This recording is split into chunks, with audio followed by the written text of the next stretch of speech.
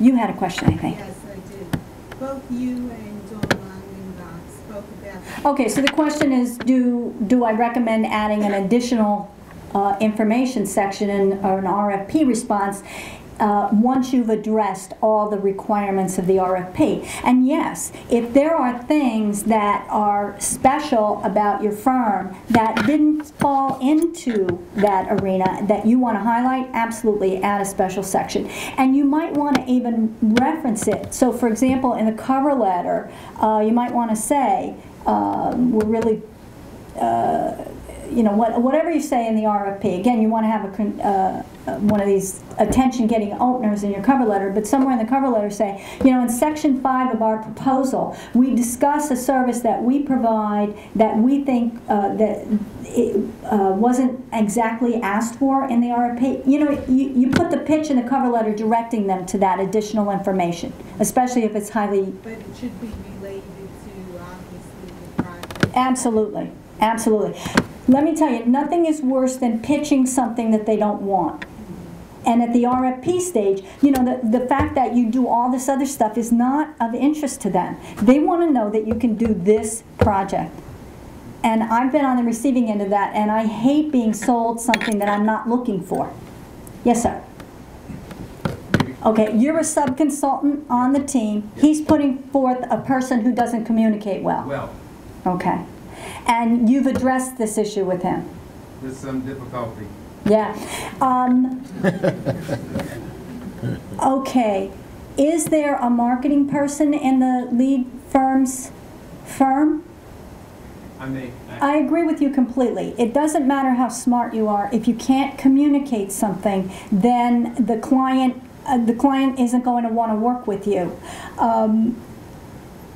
The person that the client understands the easiest is going to be you know, the one story that I left out, and I'll tell you this one story about an interview that I participated in on behalf of a client, and it was a shortlist interview. I actually had created the RFP for a confidential project. A public client had problems in their building, and they needed it corrected, and it needed to be done, you know, very discreetly.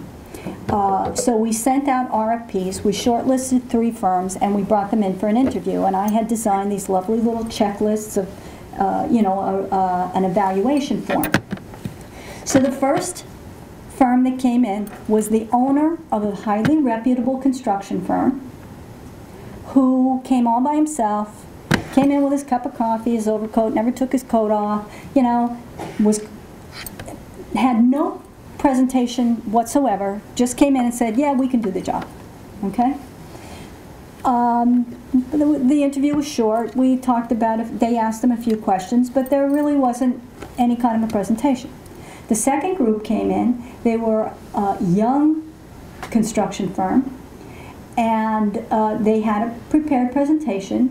And then at the Q&A, the one fellow on the team was asked a question by one of the selection committee, and he got like defensive, and he answered in a way that to me was totally inappropriate. And I was thinking, God, I'd love to advise these people never to bring him to an interview, because he just,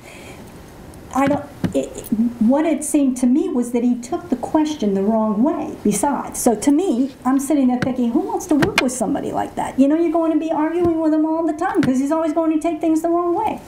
Okay, the third team comes in. One man in a suit. Butter wouldn't melt in his mouth. He's the leader, clearly.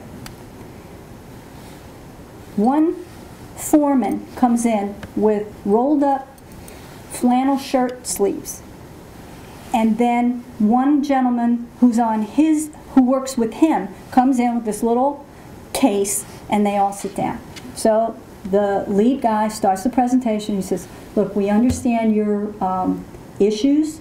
He had, now just by way of a graphic, nothing sophisticated, but he had a piece of paper that he got from Sweet's catalog that showed a cage that the workers would be lifted up into the ceiling to do the repair job, and it would almost disappear into the ceiling. And he said, look, this is no muss, no fuss, it's small. If people were up there, nobody would question what was going on. It would be quiet. Then he lets the foreman talk, and the foreman, now, not a suit, but absolutely knew what he knew, answered his questions, explained how they would handle it. It would be 3-people teams. This guy would be on the ground. One guy would be okay. Then he turns to the other guy and he goes, okay, now demonstrate the tool that we're going to use to remove the faulty parts. And he takes the tool out, plugs it in, turns it on. You couldn't hear a sound. So they said, you see, if we're up there working with this, nobody will even hear the sounds we were, that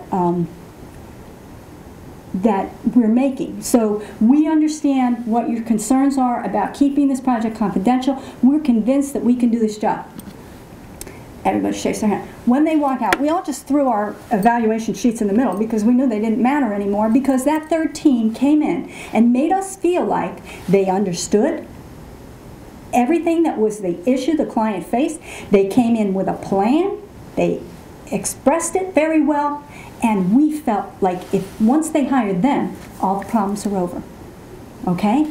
So now, I agree with you. It's all about the ability to communicate with the client. And if the client feels like they're going to have a difficult time communicating at the interview, they're going to have a difficult time throughout the project. So, what can I advise you to do? If there is a marketing person in the organization, I would try to approach the marketing person. I would try to approach this individual again and say, you know, if you've been on shortlist interviews with them and you've lost, have they gotten a debrief? Say you'd like to be part of the debrief. You want to understand why you didn't get the job. You want to be part of asking the questions. Did we clearly communicate? You know, if they're not open to understanding why they're losing, it's a real uphill battle. But all I can recommend is that you try to keep pushing them to see what the problem is. And that either that individual who needs to be on the presentation, if that individual really needs to be part of the presentation, then they need some communication training. And that's what someone like Carol Dosher at GraceWorks does. Not just the presentation training, but the communication training as well. It's a tough spot to be in, I admit. Any other questions? You're starved, you're thirsty, you got to go to the bathroom. I understand. Thank you.